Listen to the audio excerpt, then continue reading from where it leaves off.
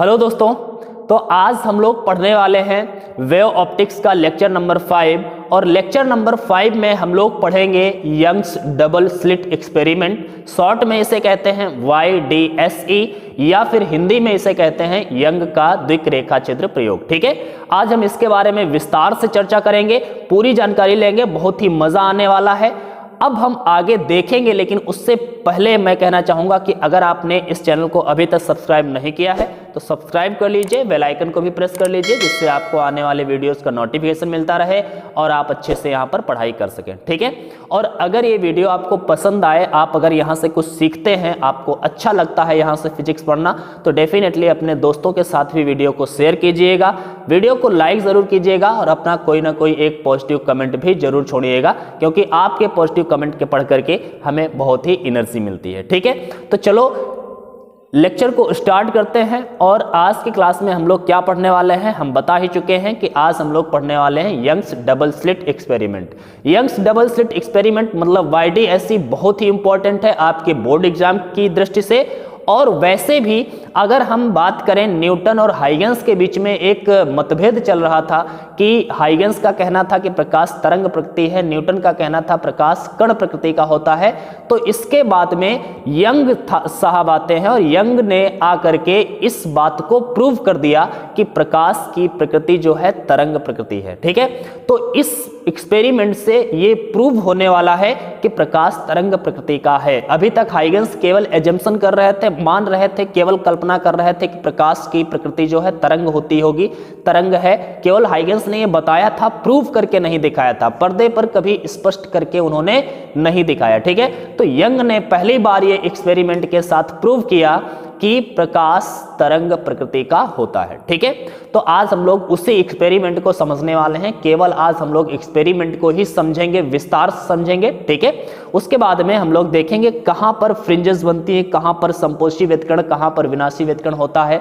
जहां पर संपोषी व्यतिकरण होगा वहां पर जो प्रकाश की तीव्रता होगी वो अधिकतम होगी, जहां पर विनाशी व्यतिकरण होगा वहां पर प्रकाश की तीव्रता न्यूनतम होगी। ये आप पिछले वाले लेक्चर से पढ़ करके आए ही होंगे। ठीक है, अगर आपने पिछले वाले लेक्चर्स अभी तक नहीं देखे हैं तो प्लीज सबसे पहले आप उन्हें देखिएगा। और अगर आप पहले वाले लेक्चर्स देखना चाहते हैं तो आप टाइप करिएगा यूट्यूब के सर्च बॉक्स में wave optics by Arya sir, तो आपको इजिली हमारी एक प्लेलिस्ट मिल जाएगी, वहां सर आप देख सकते हैं। या फिर चैनल की प्लेलिस्ट में जाकर के आप देखेंगे कि एक प्लेलिस्ट वहां पर मिल जाएगी। प्लेलिस्ट में आपको चैप्टर नंबर 10 की प्लेलिस्ट मिलेगी, तो आप वहां पर सीरियल से वीडियोस देख सकते हैं। ऑलरेडी इस चैप्टर के 4 वीडियोस अपलोड हो चुके हैं, ये 5वां वीडियो है। ठीक है, तो चलो आज की 5वीं क्लास को स्टार्ट करते हैं और पढ़ते हैं YDSE। ठीक है, YDSE में हमें क्या पता चला है कि प्रकाश तरंग प्रकृति का होता है। मैंने बताया इसके बारे में हम लोगों ने इसको अच्छे से समझना है आज की क्लास में। ठीक है, अब ध्यान से देखते हैं यंग ने क्या किया, एक एक्सपेरिमेंट किया और इस एक्सपेरिमेंट में क्या किया उन्होंने।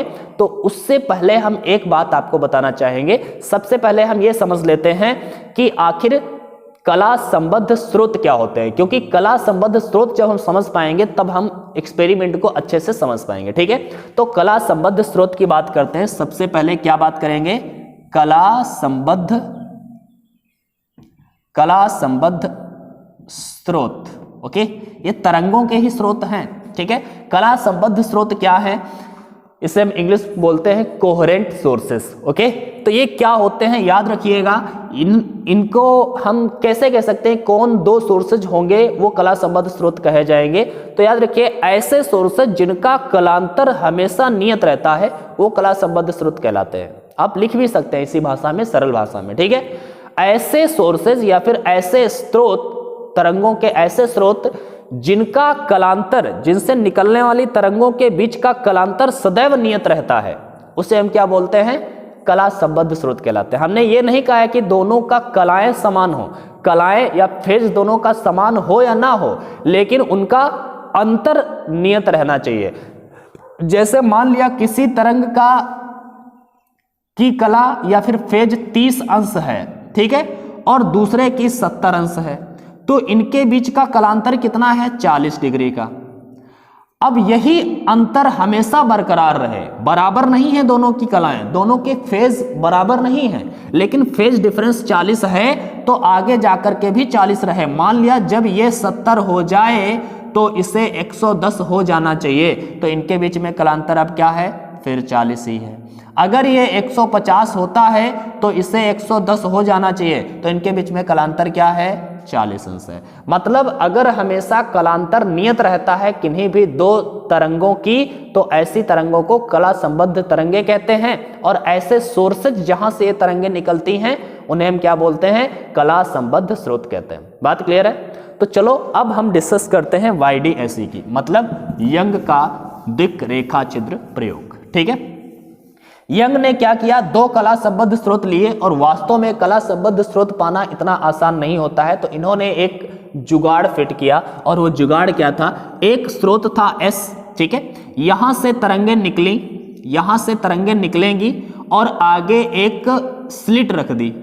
ठीक है, ध्यान से देखिए, आगे एक पर्दा जैसा रख दिया और इसमें दो छिद्र कर दिए, दो स्लिटें। ठीक है, इस तरह से। अब ध्यान से देखिए, अब मैं आपको थोड़ा सा वैसे ही बता देता हूं, चलो ठीक है, इस तरह से स्लिट रख दिया। ठीक है, एक ऐसे ये स्लिट रखी है और इसमें दो छिद्र कर दिए उन्होंने। कितने छिद्र कर दिए, दो छिद्र कर दिए। ध्यान से देखिए,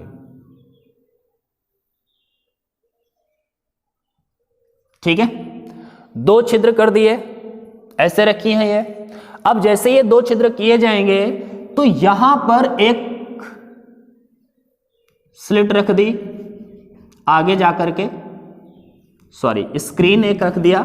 ठीक है, यहां पर एक स्क्रीन रख दिया इस तरह से, और स्क्रीन पर क्या देखा, स्क्रीन पर क्या देखा, ध्यान से देखिए, स्क्रीन पर क्या देखा, यहां पर आपको फील करवाता हूं, मैं आपको थोड़ा फील करवाता हूं। मान लीजिएगा एक प्लेट है इस तरह से, ठीक है, कांच की प्लेट है जिसको हम आर पार देख सकते हैं, पारदर्शी प्लेट है, कांच की एक चकती है, आप ये मान सकते हैं, कांच की एक प्लेट है वर्गाकार, ठीक है, जिसके हम आर पार देख सकते हैं। और इसमें क्या किया है, हमने पेंट कर दिया है हर जगह पर, तो अपारदर्शी हो चुकी है, या फिर कालिक से पोत दीजिए आप, कोयला लगा दीजिए आप, कुछ भी कर सकते हैं कि वो अपारदर्शी हो जाए। ठीक है, अब उस कालिक को बीच में माचिस की तीलियों से दो जगह खुरच दीजिए, ऐसे ऐसे, जैसे मैंने ये खुरच दिया है, मतलब दो जगह पर ऐसे पतली सी और इसके पतली सी, पास पास में दोनों ऐसे और ऐसे दो बार खुरच दीजिए, तो जिससे वहां पर की कालिक हट जाएगी। तो ये कालिक भरी जो हमारी चकती थी, ठीक है, प्लेट थी कांच की, जिसको प्रकाश क्रॉस नहीं कर सकता था, लेकिन जहां पर हमने वो क्या कहते हैं, माचिस की तीली से खुरचा है, वहां पर तो वो साफ हो चुका है कालिक। कालिक जब साफ हो चुका है तो वहां से प्रकाश क्रॉस कर सकता है। ठीक है, और ये दोनों की दोनों जो खुरचे हैं ये बहुत ही पास पास में करनी है। मैंने यहां पर इतना दूर दिखाया है आपको स्पष्ट समझाने के लिए, ठीक है, लेकिन वो 1 मिलीमीटर का ज्यादा से ज्यादा आप अंतर रखिएगा, बहुत ही पास पास खींचनी है। ठीक है, इनको हम लोग स्लिट कहते हैं। क्या बोलते हैं, स्लिट कहते हैं, मतलब दो बार हमने जो खींचा है तो जहां पर वो छूट गई है कालिक, उनको हम क्या बोल रहे हैं, स्लिट कहते हैं। तो दो स्लिटें हैं। अब ध्यान से देखना, प्रकाश जब हम इधर से डालेंगे, स्लिटों से आगे एक स्क्रीन रखी है इस तरह से, एक पर्दा स्क्रीन रखी है, इधर से आप प्रकाश डालेंगे, यहां पर चकती है जिसमें दो स्लिटें हैं, यहां से आप प्रकाश डालिए, और प्रकाश कैसा होना चाहिए, एक वर्णी, एक कलर का, रेड हो, ब्लू हो, येलो हो, किसी भी एक प्रकार का प्रकाश होना चाहिए। ठीक है, अलग अलग प्रकार का प्रकाश, मतलब एक वर्णी प्रकाश होना चाहिए, श्वेत प्रकाश नहीं होना चाहिए। ठीक है, तो एक वर्णी प्रकाश जब आप मान लिया इधर से टॉर्च से मारते हैं तो यहां पर क्या होगा, दो स्लिटों पर वो प्रकाश पड़ेगा, दोनों स्लिटों पर, तो अन्य जगह से तो प्रकाश क्रॉस नहीं कर पाएगा, नहीं कर पाएगा ना, लेकिन जहां पर वो स्लिटें हैं वहां से तो प्रकाश क्रॉस करेगा, और वहां से प्रकाश अगर क्रॉस करेगा तो आगे जो आपने स्क्रीन रखी है वहां पर दो लाइनें या दो चमकीली लाइनें दिखनी चाहिए थी, दिखनी चाहिए थी कि नहीं दिखनी चाहिए थी, लेकिन ऐसा हुआ नहीं। हुआ क्या, आप ये देखिए, आप सोचिए पहले होना क्या चाहिए था, आपके अनुसार होना क्या चाहिए था। होना तो ये चाहिए था कि जब हम स्लिटों पर प्रकाश मारते हैं तो यहां पर एक लाइन चमकीली दिखे और पास में एक लाइन चमकीली दिखे, मतलब इसके सामने यहां से प्रकाश मारा, ये दोनों स्लिटें हैं, तो यहां पर एक चमकीली लाइन दिखनी चाहिए, इसके सामने और एक इसके सामने चमकीली लाइन दिखनी चाहिए, लेकिन ऐसा हुआ नहीं। चमकीली लाइन इनके सामने नहीं दिखी, बल्कि यहां पर एक चमकीली चकती दिखी, चमकीली लाइन, और यहां पर अंधेरा, फिर यहां पर अलग से फिर चमकीली दिखी, ठीक है, फिर अंधेरा। मतलब कहने का यह है, ये देखिए आप, ठीक है। इसे काले से मुझे करना चाहिए वैसे तो ज्यादा बेहतर रहेगा। चलो ठीक है, फिर इस तरह से आप समझने का प्रयास करिए आप, ठीक है। ये वाली जो मैंने रंगी नहीं है वो चमकीली है, जो कलर्ड है मैंने बना दिया है, तो ये काली पट्टियां दिख रही हैं। तो दिखने में तो हमें हमारे अनुसार क्या होना चाहिए था कि जहां पर झिर्रियां हैं उनके सामने दो ब्राइट चमकीले पॉइंट मिलने चाहिए, चमकीली पट्टियां मिलनी चाहिए, लेकिन यहां पर ऐसा नहीं हुआ। उनके सामने चमकीली पट्टियां नहीं, बल्कि उनके बीच में चमकीली पट्टी एक मिली, फिर काली पट्टी मिली, फिर चमकीली पट्टी मिली, फिर काली पट्टी मिली, और फिर चमकीली पट्टी मिली, फिर चमकीली पट्टी मिली, और फिर काली पट्टी मिल रही है। देख रहे हैं आप? फिर अंधेरा, यहां पर चमकीली और यहां पर फिर काली, इस तरह से घटना देखने को मिली। मतलब यहां से प्रकाश डाला, दो रेखा छिद्र किए जिन्हें हम स्लिटें कह रहे हैं, S1 S2 कह सकते हैं, और जैसे ये डाला गया तो स्क्रीन पर कुछ इस प्रकार से पैटर्न मिला, एक चमकीली पट्टी, फिर काली पट्टी, फिर चमकीली, फिर काली, फिर चमकीली, इधर साइड में भी चमकीली काली, चमकीली काली, चमकीली काली, ये सिचुएशन देखने को मिली। तो ये सिचुएशन कण में तो नहीं हो सकता, तरंग में ही ऐसा हो सकता है, तरंग में ही ऐसा हो सकता है। तरंग में तरंगाग्र चल रहे होंगे, उनका संपोषी व्यतिकरण और विनाशी व्यतिकरण हो रहा होगा। जहां पर संपोषी व्यतिकरण हो रहा होगा वहां पर क्या हो रही होगी, चमकीली पट्टी मिल रही है, और जहां पर विनाशी व्यतिकरण हो रहा होगा वहां पर अंधेरा या फिर काली पट्टी मिल रही है। ये उन्होंने बताया, यंग ने इस बात को कहा, और इस बात से सिद्ध हो गया कि भैया प्रकाश की एक तरंग है। अगर कण प्रकृति होता, प्रकाश अगर कण प्रकृति का होता, तो क्या होता कि केवल और केवल दो पट्टियां हमें चमकीली दिखनी चाहिए थी इन दो स्लिटों के अनुसार, लेकिन यहां पर दो पट्टियां नहीं, बहुत सारी पट्टियां मिली हैं, ठीक है। तो ये जब देखा गया तो इस एक्सपेरिमेंट से प्रूव हो गया कि भाई प्रकाश जो है तरंग प्रकृति का होता है, ठीक है।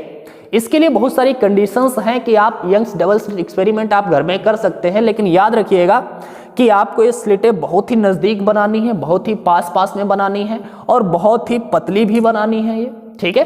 प्रकाश एक वर्णी होना चाहिए, स्क्रीन कुछ दूर रखना, पास में ना रखना, ठीक है।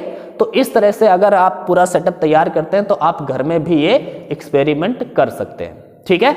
अगर करना चाहते हैं तो जरूर करिएगा। अब देखिएगा इस एक्सपेरिमेंट से क्या प्रूव हो गया कि प्रकाश किस प्रकार का है, तरंग प्रकृति का है, प्रकाश एक प्रकार की तरंग है, ठीक है। ये एक्सपेरिमेंट सबसे पहले इसी एक्सपेरिमेंट द्वारा सिद्ध हुआ कि प्रकाश तरंग प्रकृति का होता है। चलो अब हम इसको और डिटेल में समझते हैं और इसके देखते हैं कि कहां पर काली पट्टी, कहां पर मतलब चमकीली पट्टी बन रही है। इन पट्टियों को बच्चा फ्रिंजेस कहा गया। क्या बोला गया? फ्रिंज। ओके, तो इन पट्टियों को हम क्या बोलते हैं? फ्रिंज कहते हैं, फ्रिंज, ठीक है। तो एक चमकीली फ्रिंज, एक काली फ्रिंज, एक चमकीली फ्रिंज, एक काली फ्रिंज। हम चमकीली फ्रिंज को कहते हैं दीप्त फ्रिंज, और काली फ्रिंज जहां पर अंधेरा होता है उस फ्रिंज को हम कहते हैं अदीप्त फ्रिंज। तो दीप्त फ्रिंज और अदीप्त फ्रिंज दो प्रकार के फ्रिंजेस यहां पर मिली। मतलब ब्राइट फ्रिंज मतलब दीप्त फ्रिंज, अदीप्त फ्रिंज मतलब dark fringe. Okay, so bright fringe और डार्क फ्रिंज यहां पर बनना शुरू हो गई हैं। अब हम लोग देखते हैं किस प्रकार से आखिर ये कैसे हो रहा होगा, ये कैसे एक दूसरे से कहां पर मतलब व्यतिकरण हो रहा है, किस प्रकार से ये पूरी कहानी बन रही है, इसके बारे में डिटेल से समझते हैं, ठीक है। बस साथ में बने रहिएगा, आपको समझ में आएगा पूरा अच्छे से फील आने वाला है। अगर आपको फील आ जाए तभी आप इस चैनल को सब्सक्राइब करना, ठीक है। तो चलो साथ में बने रहिएगा। ये टॉपिक बहुत ही कॉम्प्लिकेटेड, बच्चे कहते हैं कि सर हमें बहुत कॉम्प्लिकेटेड लगता है, ये समझ में नहीं आता है। बच्चा मैं वादा करता हूँ कि अगर आप ध्यान से वीडियोज़ को देखते हैं, हमारे सारे वीडियो सीरियल से देखते हैं, सो डेफिनेटली आप इसको समझ पाएंगे। अगर समझने में आपको कोई भी दिक्कत हो तो आप हमसे संपर्क कर सकते हैं। इंस्टा आईडी मैंने दे दी है, डिस्क्रिप्शन में भी डाल दूंगा, ठीक है। और यहाँ पर आपको दिख ही रही होगी आर्या_सर, आप सर्च करिएगा इंस्टा पर तो आपको हमारा प्रोफाइल मिलेगा, वहाँ पर आप हमें फॉलो कर ले। किसी प्रकार की अगर कोई प्रॉब्लम होती है तो आप हमसे संपर्क कर सकते हैं, मैं उसका जरूर सॉल्यूशन देने का प्रयास करूँगा, ठीक है। तो चलो आगे बढ़ते हैं और समझते हैं आखिर किस तरह से ये दीप्त और अदीप्त फ्रिंजें बन रही हैं, ठीक है। तो अभी के लिए हमने मान लिया कि एक हमारे पास स्रोत है, प्रकाश स्रोत है, ठीक है। एक हमारे पास प्रकाश स्रोत है S, ठीक है, जहां से प्रकाश चल रहा है, या फिर तरंग स्रोत ही कह लो, जरूरी नहीं है प्रकाश से, किसी प्रकार की तरंग है, ठीक है। तो यहां से चल रही हैं तरंगें। आगे दो झिर्रियां हमने ले ली, ठीक है। अब ये बिंदु झिर्री ले ली है, मान लो इस तरह से हमने दिखाई है, ठीक है आपको। तो यहां इसको हमने S1 बोल दिया और इसको S2 बोल दिया। अब यहां से प्रकाश तरंगे चलेंगी, ध्यान से देखिएगा, ये प्रकाश S1 पर भी पहुंचेगा, S2 पर भी पहुंचेगा, समान दूरी पर है तो समान स्थिति में पहुंचेगा। और S1 पर और S2 एक तरीके से एक नए प्रकाश स्रोत का व्यवहार करने लगेंगे और नए प्रकाश स्रोत से द्वितीयक तरंगिकाएं निकलना शुरू होंगी सभी दिशाओं में, अर्थात यहां से एक नए तरंगाग्र बनना शुरू होंगे, ठीक है। तो ये आप लोग पहले वाली क्लासेस में पढ़ चुके हैं, जब हमने हाइगेंस का सिद्धांत पढ़ाया था, तो आप समझ के रखें, ठीक है। तो दो हमारे पर प्रकाश स्रोत S1 व S2 हो चुके हैं, दोनों एक ही मूल स्रोत से आ रहे हैं, इसलिए ये दोनों कला संबद्ध होंगे, उसमें कोई टेंशन वाली बात है नहीं, ठीक है।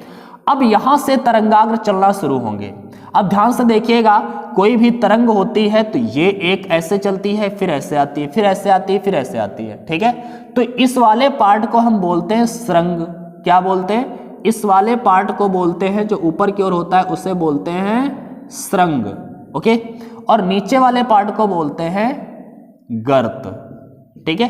तो श्रृंग और गर्त, फिर श्रृंग फिर गर्त, तो एक बार श्रृंग बनता है, दूसरी बार गर्त बनता है, ठीक है। इसी को हम यहां पर तरंगाग्र के रूप में दिखाने वाले हैं आपको, ठीक है।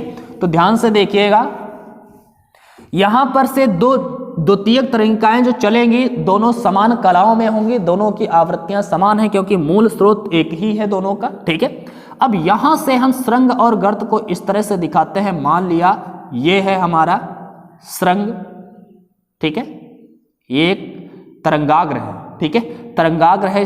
देखो प्रकाश बिंदुवत है, स्रोत बिंदुवत है, तो ये तरंगाग्र गोलीय होगा इस प्रकार से, ठीक है। और इसका भी इस तरह से गोलीय होगा। दूसरा देखिएगा, ये श्रृंग अगर व्यक्त कर रहा है तो ये वाला जो है ये गर्त को व्यक्त करेगा। भैया ये वाला जो है ये गर्त को व्यक्त करेगा, सिंपल सी बात है, ठीक है। गर्त वाले को हम डॉट डॉट डॉट में कर देते हैं, तो जिससे आपको अंतर पता होता रहेगा कि कौन सा गर्त है और कौन सा, ठीक है। इस तरह से श्रृंग गर्त ऐसे बढ़ेगा, ये श्रृंग गर्त ऐसे ये भी बढ़ेगा, तो बढ़ाते रहिए। श्रृंग हो गया, गर्त हो गया। अब की बार तरंगाग्र जो बनेगा वो श्रृंग वाला बनाना है हमें, इस तरह से, ठीक है, ये। और दूसरा इसमें से तरंगाग्र जो बनाना है वो भी, ठीक है। तो ये श्रृंग हो गया, इसका भी श्रृंग हो गया। अब देखो इस चित्र को ध्यान से देखिएगा, सभी बच्चे बना नहीं पाते हैं, फिर कहते हैं सर ये चित्र नहीं बन रहा मुझसे। बच्चा आराम से बना लोगे आप, ऐसे ध्यान से देखिएगा, ठीक है। फिर मैं लास्ट में एक बात मैं बताऊंगा जिससे आप आसानी से बना भी पाएंगे, ठीक है। फिर हम क्या करेंगे, फिर गर्त होगा, तो जब फिर गर्त होगा तो गर्त तो डॉट डॉट में हम दिखाएंगे, तो चलो इस गर्त को दिखाते हैं हम डॉट डॉट में, ठीक है। ये डॉट डॉट डॉट डॉट में इस तरह से ये गर्त बना, और इस तरह से ये भी गर्त बनेगा, इसका भी गर्त हमने बना दिया, ठीक है, ये, ठीक है। फिर श्रृंग होगा, भैया फिर सुरंग होगा, तो ऐसे सुरंग बनाएंगे, फिर इसका हम गर्त बनाए, मतलब इसका पहले सुरंग बना दिया, इसका फिर हम गर्त बनाएंगे, तो गर्त बनाएंगे तो इस तरह से गर्त बनेगा डॉट डॉट डॉट करके, ठीक है। यहां भी इसका भी गर्त बनेगा। सॉरी, देखो बनाने में थोड़ी प्रॉब्लम तो होती ही है, क्योंकि अगर आपने प्रैक्टिस नहीं की है तो बनाने में दिक्कत होगी, ये गारंटेड है, ठीक है। तो आपको 1-2 बार बना लेना है इसे इस तरह से, ठीक। इसके बाद में ये क्या है, गर्त है, ठीक है, ये गर्त हो गया। फिर इसका सुरंग बनाइए आप, तो इसका भी सुरंग बनाइए आप, ठीक है। तो इस तरह से आगे सुरंग गर्त इसका और इसका बनता जाएगा, और आगे यहां पर आप स्क्रीन रख देते हैं, ठीक है। ये स्क्रीन है हमारी, ये स्क्रीन है, ठीक है, ये पर्दा है, इस पर हमारी फ्रिंजेस बनेंगी, दीप्त और अदीप्त, मतलब ब्राइट फ्रिंज और डार्क फ्रिंज यहां पर बनने वाले हैं। अब ध्यान से देखिएगा, कहां पर डार्क बनेगी, कहां पर ब्राइट बनेगी, ये समझना है, जरा ध्यान से देखिएगा। यहां पर आप देख रहे हैं कि जहां पर हमें पता है कि ब्राइट और डार्क कहां पर बनता है, जिस समय इस तरह की कंडीशन होती है, इस तरह की कंडीशन होती है, तो यहां पर दीप्त, हमें पता है कि यहां पर संपोषी व्यतिकरण होता है, अगर दोनों की कलाएं समान है तो संपोषी व्यतिकरण होगा। और अगर इस प्रकार की कंडीशन है, ठीक है, तो अब देखिएगा, एक ऊपर जा रहा है तो यहीं पर एक नीचे जा रहा है, एक यहां पर ऊपर आ रहा है, तो इनसे क्या होता है, विनाशी व्यतिकरण बनता है। और इनसे इन दोनों से क्या बनेगा, दोनों ऊपर एक ही दिशा में जा रहे हैं अगर एक स्थान पर, तो ये संपोषी व्यतिकरण होगा। तो संपोषी व्यतिकरण के लिए जरूरी है कि इसका सुरंग और इसका सुरंग साथ में होना चाहिए, इसका गर्त और इसका गर्त साथ में होना चाहिए। सुरंग और गर्त अगर मिले, दोनों सुरंग मिले या तो गर्त मिले, तो ऐसी स्थिति में संपोषी व्यतिकरण होने वाला है। विनाशी व्यतिकरण कब होगा, जब एक का सुरंग और दूसरे का गर्त मिले, एक का गर्त दूसरे का सुरंग मिले, तो ऐसी स्थिति में विनाशी व्यतिकरण होता है, ठीक है। तो संपोषी व्यतिकरण कहां पर होगा, जहां पर सुरंग से मिलेगा या फिर गर्त से मिलेगा। आप ध्यान से देखिए, यहां पर आप देखेंगे इस बिंदु पर दोनों का गर्त मिल रहा है, डॉट डॉट वाली दोनों यहां पर मिली, और इस बिंदु पर आप देखिएगा दोनों का सुरंग मिल रहा है, यहां पर संपोषी होगा, यहां पर भी संपोषी होगा।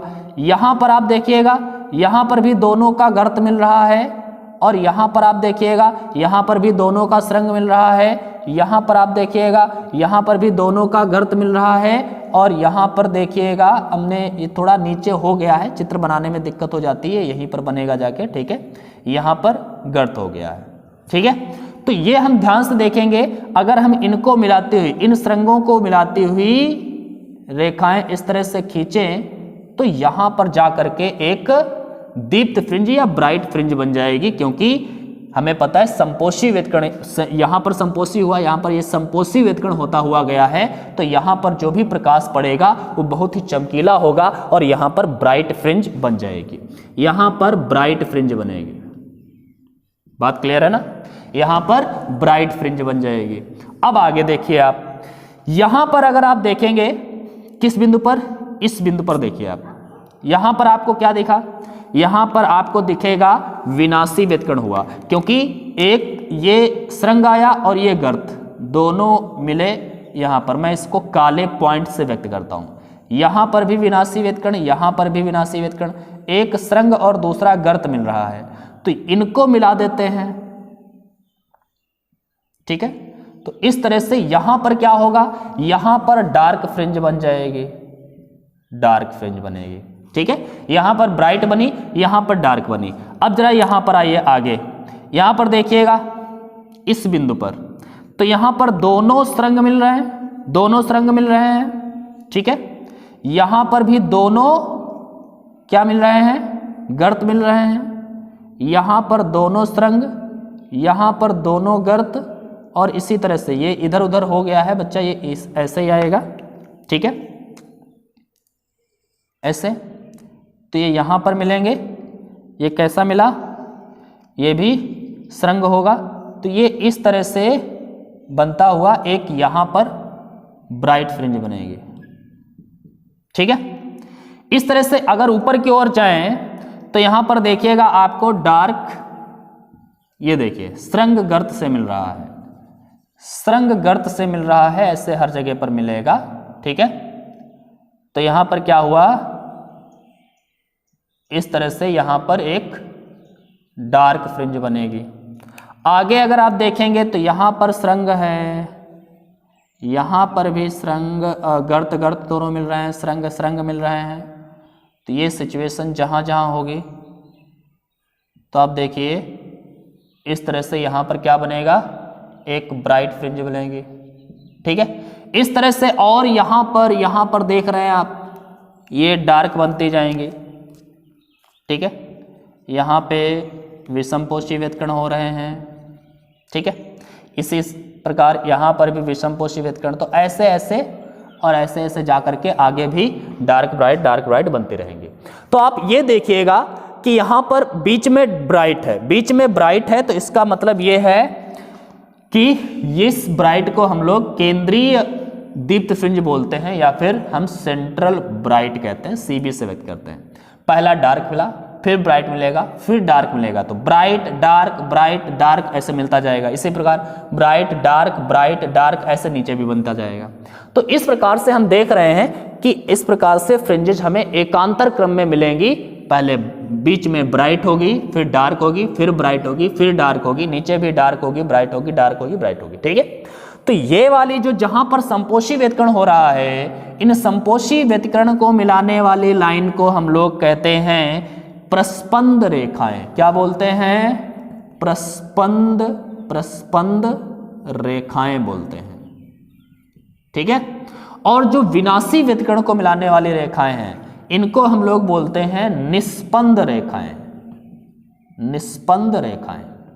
ठीक है, तो प्रस्पंद रेखाएं और निस्पंद रेखाएं क्या है, जहां जहां पर संपोषी व्यतिकरण हो रहा है उन बिंदुओं को मिलाने वाली रेखाओं को हम लोग प्रस्पंद रेखाएं बोल रहे हैं। निस्पंद रेखाएं क्या है, जहां जहां पर विनाशी व्यतिकरण हो रहा है वहां पर होने वाले व्यतिकरण को मिलाने वाली रेखाओं को हम लोग क्या बोल रहे हैं, निस्पंद रेखाएं। तो ये क्या है, प्रस्पंद रेखा है, ये क्या है, निस्पंद रेखा, ये क्या है, निस्पंद रेखा, ये प्रस्पंद रेखा, ये प्रस्पंद है, ये निस्पंद है। ठीक है, तो इस प्रकार से होगा। ठीक है, तो मेरे ख्याल से आपको ये समझ में आया होगा कि ब्राइट और डार्क आखिर कैसे बन रहा है। ठीक है, अगर आप इसे विस्तार से लिखना चाहते हैं तो बच्चा एक आप काम कर सकते हैं, आप हमें इंस्टा पर फॉलो करेंगे, इंस्टाग्राम पर जाइएगा, आप सर्च करिएगा आर्या_सर, आपको हमारी प्रोफाइल दिखेगी, आप वहां पर हमें फॉलो कर लीजिए। वहां पर आपको एक लिंक दिया जाएगा। ठीक है, और उस लिंक पर जैसे ही आप क्लिक करेंगे तो आप वहां से डाउनलोड कर पाएंगे इस चैप्टर की पूरी पीडीएफ।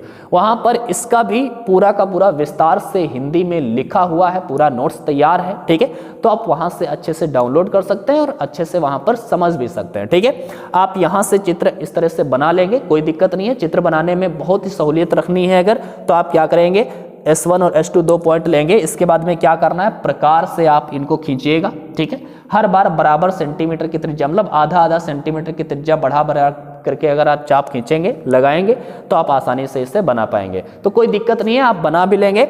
इसको आप लिखेंगे कैसे, लिखने के लिए आप हमने बताया है कि आप सबसे पहले क्या करेंगे, आप इंस्टाग्राम पर जाइए, वहां से आपको एक पीडीएफ मिल जाएगी, लिंक मिल जाएगा, पीडीएफ डाउनलोड कर लेंगे तो आसानी से आप वहां पर इंस्टाग्राम से ये इसका नोट्स तैयार कर सकते हैं। ठीक है, ध्यान से देखिएगा, मैं एक बार बता भी देता हूं कैसे आपको लिखना है। हम ऐसे लिख सकते हैं कि माना एक प्रकाश स्रोत S है जिसके सामने एक पर्दा है जिसमें दो झिर्रियां हैं S1 व S2। S1 व S2 से विच्छिन्न और अविच्छिन्न चाप लगाए गए हैं। ये जो चाप हैं, जो डॉट डॉट वाले हैं उन्हें विच्छिन्न चाप बोलेंगे, जो डॉट डॉट वाले नहीं हैं उन्हें अविच्छिन्न चाप बोलेंगे, जिसे सुरंग और गर्त कहते हैं। ठीक है, तो S1 व S2 से अविच्छिन्न और विच्छिन्न चाप लगाते हैं। ठीक है, जो तरंगाग्र के सुरंग और किसको, गर्त को व्यक्त करते हैं। ये अविच्छिन्न और विच्छिन्न चाप एक दूसरे से अध्यारोपित होते हुए सामने रखी स्क्रीन पर दीप्त एवं अदीप्त फ्रिंजें बनाते हैं।